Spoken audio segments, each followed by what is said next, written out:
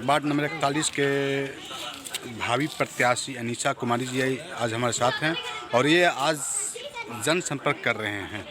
आप ये बताएं कि अगर आपको जनता चुन करके भेजती है तो किस तरह का विकास करेंगे? जो भी सरकारी योजना है वो बिना भेदभाव के मैं हर एक जन तक पहुंचाना चाहती हूँ, यही मेरा मोटिवेशन है।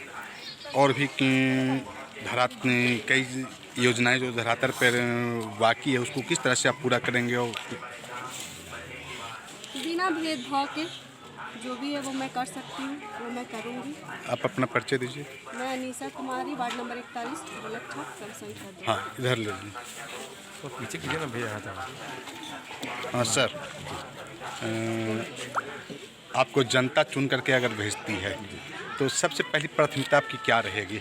देखिए, हमने जैसा कि आप जानते हैं मुझे पूर्व से भी कि मैं हर तरीके की समाज सेवा में और हर तरीके के कार्य में बढ़ चढ़ करके हिस्सा लेता आया हूं और लेता ही रहता हूं।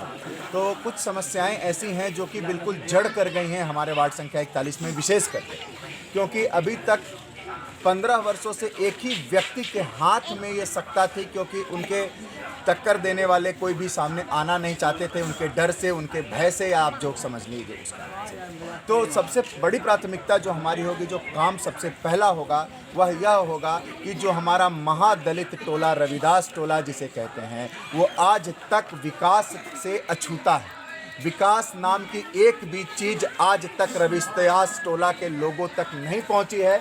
ना पूर्ण रूप से उन्हें आवास का योजना मिल पाया है, ना ही उन तक आवास की योजना पूर्ण रूप से पहुंच पाई है, ना ही उन्हें पूर्ण रूप से राशन कार्ड की सुविधाएं मिल पाई हैं। और जिन लोगों को आवास योजना मिला भी है, उन सब से घूस लेकर के दिया गया।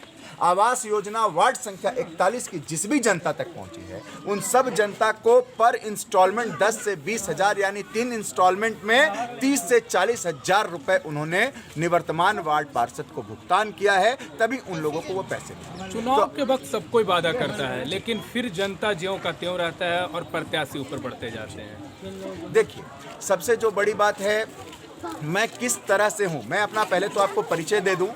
राजेश जी और कुछ पुराने साथी हैं हमारे, वो मुझे जानते हैं। मैं अभी बिहार प्रदेश सचिव हूँ नमो फाउंडेशन में। नमो फाउंडेशन जो है ह्यूमन वेलफेयर में काम करता है और नीति आयोग से रजिस्टर्ड है, ठीक है। तो चूँकि हम नीति आयोग के माध्यम से कार्यक्रम करते हैं, तो जो भी ह्यूमन वेलफेयर का काम होता है वो वैसे भी हम लोग करते ही रहते हैं। कोरोना काल की यद्यपि आप बात करते हैं, तो कोरोना काल में मैं स्वयं बिना किसी भेदभाव के और बिना किसी स्वार्थ के निःशुल्क वैक्सीनेशन काउंटर पे लगातार उस त्रासदी में मैं लोगों की सेवा के लिए तत्पर रहा। आज रविदास टोला में आप जाएं, जिस समय चुनाव की घोषणा भी नहीं हुई थी, उस समय मैं उस गली में जाकर करके नालियों का निर्माण मैंने अपने फंड से करवाया। मुझे किसी के चेहरे देखने की आवश्यकता नहीं है, क्योंकि मैंने देखा कि इतना कष्ट में वहाँ के लोग हैं कि वैसे कष्ट में नर्क में भी लोग नहीं भोगेंगे। नर्क की त्रासदी आज रविदास टोला और महादलित टोला के लोग भोग रहे हैं हमारे निवर्तमान वार्ड पार्षद की वजह से। तो इस वजह से उस मोहल्ले में मैंने पहले ही स्ट्रीट लाइट की व्यवस्था नहीं थी, जो मैंने जीतने क्या चुनाव की घोषणा के पहले ही कर दिया। आपके घोषणा पत्र में क्या क्या है सर? हमारा पहला जो उद्देश्य है वह ढंग की सड़क, जल योजना, हर एक घर को जल मिले। हमारे मुख्यमंत्री जी का हर घर नल जल योजना जो है महत्वाकांक्षी उनकी योजना है, वो हर जगह पहुँचे। हर घर को जो आवश्यक है, चेहरा देख करके नहीं, जो लोग सही मायने में चाहते हैं कि उनको आवश्यकता है कि उनको राशन कार्ड के बिना घर नहीं चल सकता, उन लोगों तक राशन कार्ड पहुंचाना, कम से कम महीने में एक बार अपने वार्ड में निशुल्क स्वास्थ्य शिविर लगवाना, दवाई का वितरण करवाना, ठीक है, ये सब हमारी प्रथम प्राथमिकता है। परिचय अपना सर। मेरा नाम संदीप मिश्र और वर्तमान में मैं नमो फाउंडेशन का बिहार प्रदेश